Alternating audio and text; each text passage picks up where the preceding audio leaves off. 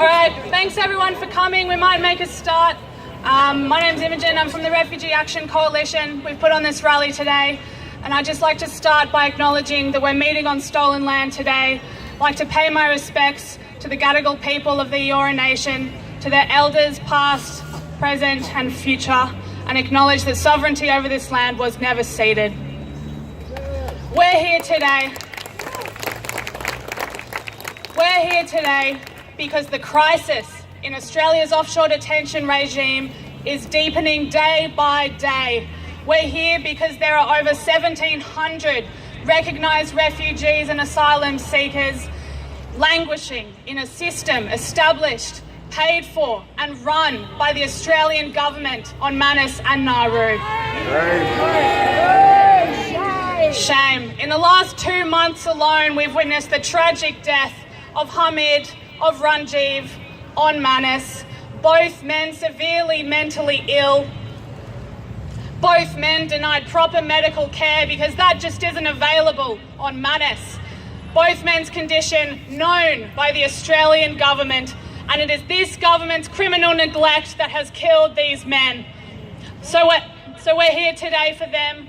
We're here today for every person that has died, for every person that has suffered at the hands of Dutton, of Turnbull, of the Liberals and the Labor Party who support this policy. We're going to hear today about the worsening humanitarian crisis on Manus, where refugees are being starved into submission in an attempt to force them to leave the detention centre and move to 3 new locations near Lorengau town.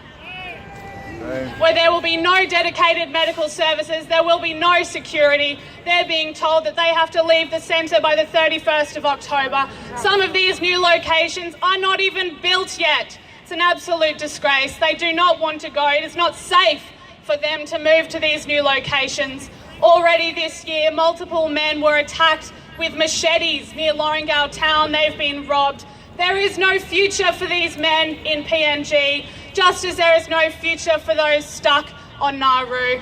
And what about the US deal? Well, nearly a year since it was announced, a measly 52 people have been moved to the US, and there is no indication of whether or when more people will be moved. So there's plenty of reasons to keep protesting, to keep fighting back, and we're here today to stand with those resisting in Manus, in Nauru, and send a very clear message to Canberra that Manus and Nauru are not safe, that the camps must close, and that each and every one of those people must be brought to Australia and given permanent protection. So we're going to have a few short speeches today before we march. While that's happening, there's some Refugee Action Coalition collection buckets moving around. If you could throw in a few dollars, that would be much appreciated. So our first speaker today, we've been hearing a lot in the news about the Rohingya refugee crisis. In the last 2 months alone, over 500,000 Rohingya Muslims have fled ethnic cleansing in Myanmar. Countries around the world have condemned this state-sponsored violence, but our government has been silent. And it's no surprise because the Australian government is torturing Rohingya Muslims. There are over 150 Rohingya refugees being held on Manus and in Nauru. And even while this crisis was unfolding, the Australian government has been attempting to bribe those refugees to return to Myanmar from where they fled. It's an absolute disgrace. So I'd like to introduce now Mohammed Junaid. He's the Public Relations Officer for the Burmese Rohingya community in Australia. Thank you. Good afternoon, everyone.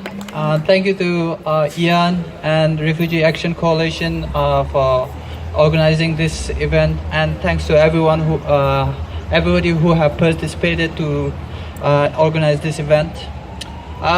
Basically, I will just start a little bit with a little bit of history about Rohingya, how they have been suffering for many decades, and how they have been denied for their rights, their basic rights, where they were born and their forefathers were born and their ancestors were born, and they're facing slow genocide for over many decades, but yet the world have chosen not to listen to them and support the Burmese regime military, or you can say Burmese government. So I was born in Burma. I was born in Rakhine State as well, and I know how the people are facing, what the people are facing now, at the moment. This crisis has been going on for decades and decades, and the world is still not unaware of this crisis. In 2012, more than 200,000 to 300,000 have been killed, and almost three to four towns have been demolished by the government and burned down, and then more than 500,000 have fled in 2012, where those people had nowhere to go but to flee to other countries such as Malaysia, Indonesia, and Australia. Some of them took a very, very dangerous risk to come to Australia while they are coming to this great nation in the hope of getting some rights for their future, for their future generation, in the hope of that Australian government will give them some asylum to them. But while they are coming to this country, there are hundreds of them lost their life. Hundreds of them lost their loved ones. Hundreds of them lost their families while they are coming to this country. And thousands of them are still detained in Indonesia, where they are not even sure that what's going to happen with them in future. They are still uncertain that their future is where their future will be, where they will be living in future. It's been 5 years. This crisis has happened, but still no action has been taken. And fortunately, there were some survivors who could make it to Manus Island and Nauru or Christmas Island. Somehow, some of them were released in Australia, and some of them are still detained in Australia, Australian detention centers such as Manus Island, Manus and Nauru. You can imagine this people's scenario, that they have come in great hope that Australia will do something for them. Australia will give them some hope that for the humanity, despite facing the atrocities and slow genocide for over decades and decades. But all hope that they hoped for to come at Australia and get those rights that they will get. It's all I cannot express in my words that how they will be feeling when they are already detained. Some of them have been killed. Some of them lost their lives. My request to the Australian government is, please release them and please give them the rights that they deserve, at least after 5 years. Yeah. Thank you so much.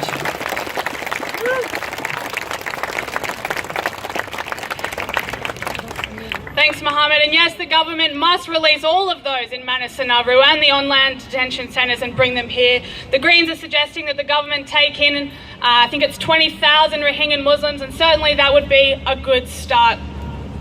So our next speaker will be Evan Davis. He spent time teaching in the detention centre school in Nauru. And I think it's really important to talk about Nauru because this week, at the same time that the government has been trying to get refugees in the Manus detention centre, force them out to settle where there will be no protection, where there will be no security, it made the absolutely farcical offer that they could apply to transfer to Nauru from one hellhole to another hellhole. People have been violently attacked on both islands. People have died on both islands. It's absolutely no solution. So I'd like to welcome Evan Davis to talk a bit about his experience. Thank you, everybody.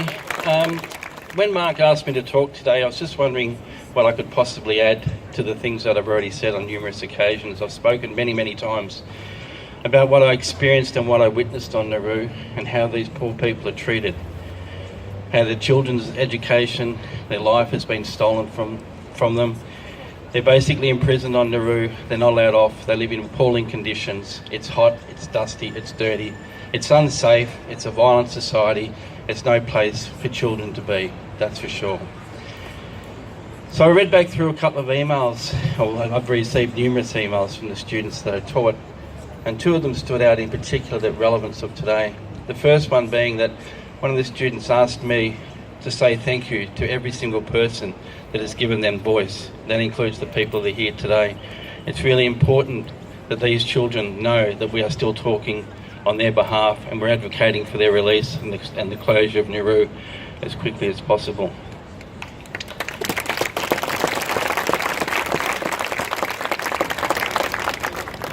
The second email was one from a student who pleaded with me never to forget them. She said, please don't ever forget us, Evan. We need you to be advocating for us as often as you possibly can. I promised her that I'd never give up until Nauru was closed, and I've stayed true to that word. But what I say to you today is, please don't give up. We need to continue this fight. We need to continue this advocating on their behalf, because Nauru and Manus Island need to be closed immediately. It's no place for little children. It's no place for adults. It's no place for anybody. We need to close it down. It's an absolute shame, and it's a blight on the Australian society that we tolerate this. So please, don't give up. Keep the fight. Keep strong and keep advocating for these people. It's really, really, really important. Thank you. Thanks, Evan. We know that some people from Nauru have gone to the US, and what we also know is that the levels of self-harm on Nauru have also gone up. Since people went to the US, people are getting more desperate, wanting to know when they will be free as well. And we know that if people are sent to the US at the same rate that they have been, 50 people every 6 months, it's going to take over 2 years for all of them to get to the US. There's no time for that. Every day that these people have spent on Manus and Nauru is a day too long. They need to be brought here now. So we're going to practice a little chant for our march later. Peter Dutton, hear us say, bring them here, let them stay. Peter Dutton, hear us say, bring them here, let them stay. Peter Dutton, hear us say, bring them here, let them stay. Thank you. Our final speaker is from the Refugee Action Coalition. RAC is a community activist group. We're one of many that make up the refugee movement in Australia. There's a bunch of other organisations here today. We've got Teachers for Refugees, Unions for Refugees, Campus Refugee Action Coalition, Grandmothers Against Detention, Mums for Refugees. And I think it's really important to have these groups because it is the refugee movement that has kept this issue alive the last 25 years of mandatory detention in this country. It was the refugee movement that shut down the offshore detention centres the first time round, and it has been the refugee movement that has prevented the over 400 people that have been brought to Australia for medical treatment from Manus and Nauru from being sent back. It is the refugee movement that will shut down Manus and Nauru for good. Refugee Action Coalition. But we need an organised movement to do that. So I'd encourage everyone, join the campaign, start a local group, come along to RAC meetings. We meet every Monday night at the Teachers Federation. We'll be protesting Abbott and Dutton when they speak together in Redfern on November 10th. And we will keep coming back. We will keep fighting. We will keep holding Dutton, Turnbull, Liberals and the spineless Labor Party to account who support this bipartisan cruelty. We will keep building support in our communities, in our workplaces, in our unions until we succeed. So I'd like to welcome Ian Rintoul from the Refugee Action Coalition. Okay, thanks, Imogen. There's a few other groups I see around the place. There's Labour for Refugees, Doctors for Refugees, NTEU, the unions. I think when you look at a crowd like this and we see the demonstrations that have happened already around the country, we understand the kind of support there is in the community and why ultimately Dutton and Turnbull are going to fail, and we will bring them here. I want to start first by acknowledging the traditional owners, because I think there's an intimate connection between the first Australians and the most recent Australians, and the way in which the first people who arrived here by boat treated the Indigenous Australians compared to the welcome that the Indigenous Australians give to the people who attempt to arrive here by boat now. I think it's also something people often ask about. How do you understand what's happening on Manus Island and how do you understand what's happening on Nauru? I mean, there's no simple answer to that. But I think you only need to look at Don Dale and you only need to look at the deaths in custody to understand what this regime in Canberra actually represents, the racism, the repression, but most of all for us it is the resistance that we see to that racism and repression, and that's what the Aboriginal people, Indigenous people and the refugees actually have in common. And we see in Dondale and we see in Manus the exercise of power for power's sake. They are mistreating people simply because they can do it, to make sure that their power is not going to be challenged. But it is challenged. It is challenged. 76 days. Today is 76 days for the people on 76 days for the people on Manus Island actually organising daily demonstrations against the regime, and in the face of their daily being squeezed. Every day there's some new announcement about what they're going to do, where people are going to move, pick up your last prescriptions. You're not going to stay here. Services are being withdrawn. There's nothing more that you can get inside the detention centre any longer. The canteen is shut, but day after day they turn out for the demonstrations. They stand there. They raise the issues, and there are times, tragically in terms of history, there are times in which the only thing that the people have to stand in the way of that kind of naked power is to put their bodies on the line, and that's exactly what's happening in Manus Island at the moment. People are putting their bodies on the line to make sure that the government doesn't get away with what they're trying to do to them. And that's why I think we also need to pay respect to Hamid and Rajiv. Imogen's already mentioned that. In other circumstances, we might have a moment of silence for Rajiv and Hamid, the two latest martyrs for the struggle on Manus Island. But 6 people have died there, but I think there have been ceremonies for Rajiv and for Hamid. We stand here today because we are angry at what has happened to those 6 people who have died, angry to the mental torture that they're putting people through on Manus and Nauru, and absolutely determined that it is not going to happen again. So it is an important time for the campaign. In some ways there is a hiatus in the campaign in some respects, I think. People look at what's happening at Manus Island, it just seems too big to be able to do anything particular about it. You look at day in and day out and wonder what is going to happen on October the 31st. Are they going to be able to close it? What's going to happen to everybody else? We've seen the 54 people who've gone to the United States. But again, as Imogen's already said, when we look at the US deal, and something I'll come back to, but you look at the US deal, it is very, very obvious that the US deal is not a mechanism. It's not a resettlement arrangement. It's not a way that people are guaranteed safety. People have been waiting there 4 years already. And every day on Nauru, people turn up to Beach House and ask every day, when is the next lot of people actually going to the United States? And there is no answer. There is no answer.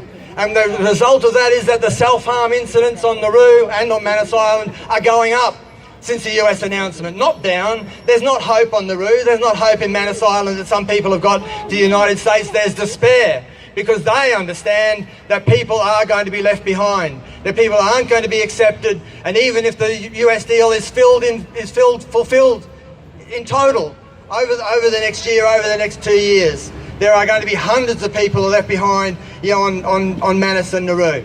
When the word went around that from the Nauru government, they put out a statement saying that people could come from Papua New Guinea to Nauru and there'd be a possibility of a 20-year visa. That horrified people. And it meant that more people turned up at Beach House, because all they saw was the prospect that the Australian government and the Nauru government might be trying to keep people on Nauru for 20 years. It's heightened the concerns about the families that are separated.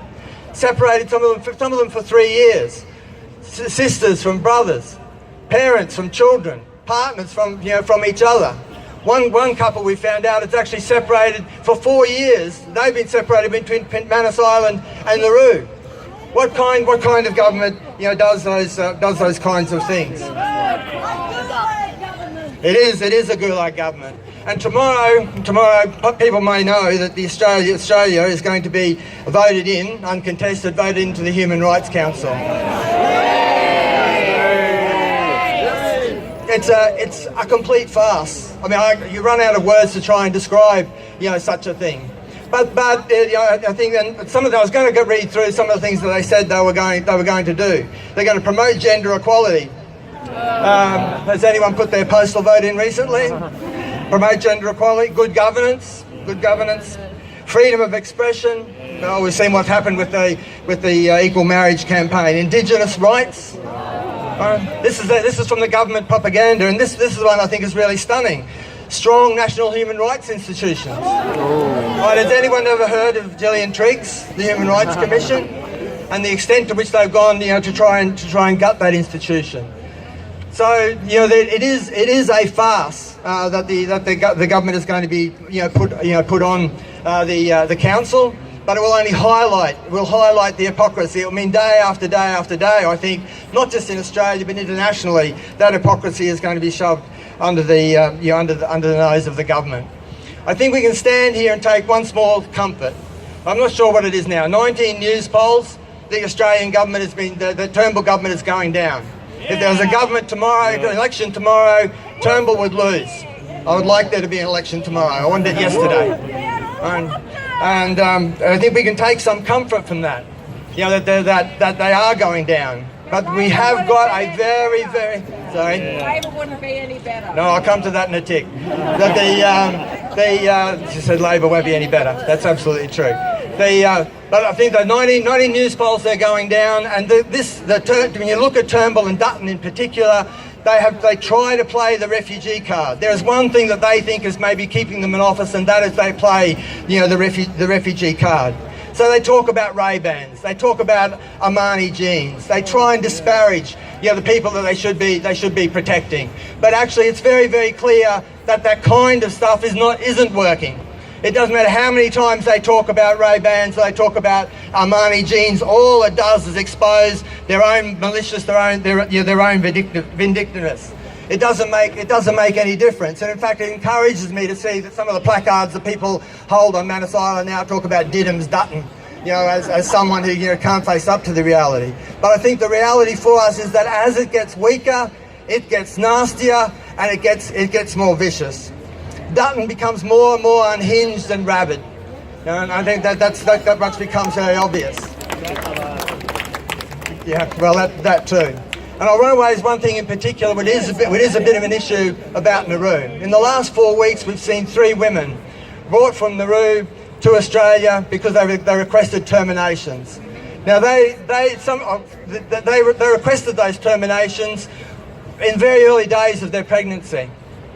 The Australian government, Border Force, no longer accepts referrals from IHMS. They will only accept referrals from the Overseas Medical Referral Committee of the Nauruan government. Now, the consequences of that is that one of those women made a request for an abortion when she was 5 weeks pregnant. She was brought ultimately to Australia because there was legal intervention, legal action taken on her behalf. Ultimately, she came to Australia when she was 19 weeks pregnant. Now, it is simply unbelievable that this kind of thing could happen in Australia and not be an international crisis. And we've heard, think what rightly, Harvey Weinberg has brought down the wrath, of everyone on him for his misogynist behaviour. When you look at systematic government policy that would do this to women on Nauru, it is something which is unforgivable. And if there was one reason, just one reason, why this government should be voted out, it would be that. And that's why we do stand here absolutely determined to get rid of the Turnbull government. And I want to acknowledge the people who are in the Labor Party and who fight in the Labor Party for change. We will vote Labor and we will vote Green to get rid of the Turnbull government. But we stand here not just with a message for Malcolm Turnbull and Peter Dutton. We do stand here with a message for Bill Shorten and for Shane Newman. Not that many people would know Shane Newman's name, unfortunately. And we've seen some small changes that have happened. Shane Newman did write a letter to Peter Dutton about the terminations. But we are still waiting for Shane Newman and for the Labor Party to say they will change the policy. That once they're elected, no woman will wait in Nauru for an abortion after she requests it. That they will be brought to Australia to get the terminations that they ask for. And the sad truth is that Labor's bipartisan support for Turnbull and for Dutton means that this policy continues. And that's why we have to be very, very clear. This campaign is not going to go away. We're not going to do what happened in 2007. We're not going to go quiet for Labor. We're not going to see that as a way of seeing they're going to get elected. This campaign has to continue to get rid of Turnbull, to get rid of Dutton, and to make sure that any Labor government that is elected in the future is going to be accountable to a campaign which has fought tooth and nail to close offshore detention centres. The fact is that we are the political opposition in Australia. And I think that's something which I think we can all be very, very proud about. And that we have got some good things to look forward to. Then on Wednesday, Peter Dutton's citizenship bill is going to be defeated in the Senate. Now, I think we all need to be clear that the push for that came from below. It came from ordinary people. Labor was very slow to put its name to the end of the citizenship bill. Ultimately, it did it. But it was the citizenship was built. The opposition to the citizenship bill came from massive opposition. So I think that's one thing that we can look at. The other thing I think I also want to pay tribute to the many hundreds of people, right? That when Peter Dutton announced that there was a 1st of October deadline for the people who are in the community to make their protection applications, he was gloating. He really thought, and he made disparaging comments about them, that they were fake refugees, that they were going to be denied, that they were trying to hide information, all that kind of thing. He was looking forward to the possibility of deporting people, but there was a massive community response to that ultimatum. A massive community response to that ultimatum. There are 71 people out of the 20-odd thousand that we had, that would needed to get the 7,500 actually when they made the announcement, still needed to do it. But a massive effort has meant that, except for 71, all those applications have actually been made. And that's come about because there is a community and community resistance which stands between the vulnerable people, and the Dutton government. There are two other things I want to raise in that respect. One is about the people who were part of the Let Them Stay campaign. And there are now something over 400 people who have been brought to Australia because of medical reasons from Nauru and from Manus Island. Bring them all here. That's what we're here. That's what we are here for. But I think the thing about that, the reason why I've got some confidence that ultimately we will be able to bring them here, is that in spite of the Australian government having a ruling from the High Court that it is lawful for them to return to Nauru, not one of them has been returned to Nauru or to Manus Island. And when Dutton a little while ago actually said, we're going to cut them off from income support, we're going to cut them off from housing support, again, he thought there was a possibility that somehow he could squeeze those people and force them either to go back to Manus and Nauru or perhaps to return home. But the fact is, again, there were hundreds and thousands of people who stood between Dutton and the Turnbull government and those vulnerable people. The same kind of movement would stop them being taken in the first place. The hundreds of people who outside Lady Soleto Hospital when they tried to shift baby Asher, those same hundreds of people have said, the union said, we'll provide sanctuary. The church has said they will provide sanctuary. People rallied around and provided accommodation, provided income support for those people, and they are still here. And they're here because there is a movement. Because there is a movement. I think that's why we're going to march today, and I think we need to recognise that every time that we march, we put another nail in the coffin of the Turnbull and Dutton government. There's an old saying, but it's been used in the feminist movement, it's been used in the campaign against slavery, and it's been used in the campaign about refugees. But until we are all free, none of us are free. And until the people on Manus Island and Nauru and on Christmas Island and Villawood are free, none of us are free. And we send a very, very strong message, because we understand that, because that is what we fight for. The fences on Manus and Nauru and at Villawood and other places, those fences will come down. They're fences which keep the refugees from us and keep us from the refugees. They're not going to keep us combining to organise together against the government that wants to imprison refugees. Every time we march, it's a blow against racism and xenophobia. And we're going to fight as long as it's necessary. That's a message I said before to the Turnbull and Dutton government and to Bill Shorten and Shane Newman. We are going to fight as long as it is necessary to bring down the fences and bring all the refugees and asylum seekers to bring them here.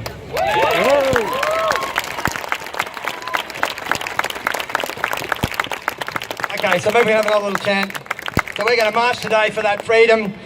I know, as Evan said before, everyone on Manus Island and Nauru is actually looking at what happens in the demonstrations in Australia, and the word goes around very, very, very quickly. So let's send a message to Dutton and to Turnbull. Say it loud, say it clear. Close the camps, bring them here. Say it loud, say it clear. Close the camps, bring them here. Say it loud, say it clear. Close the camps, bring them here. Say it loud, say it clear. Close the camps, bring them here. Okay, we're going to go down Park Street and down to Darling Harbour. We've got a good walk across the bridge at Darling Harbour. Be a banner.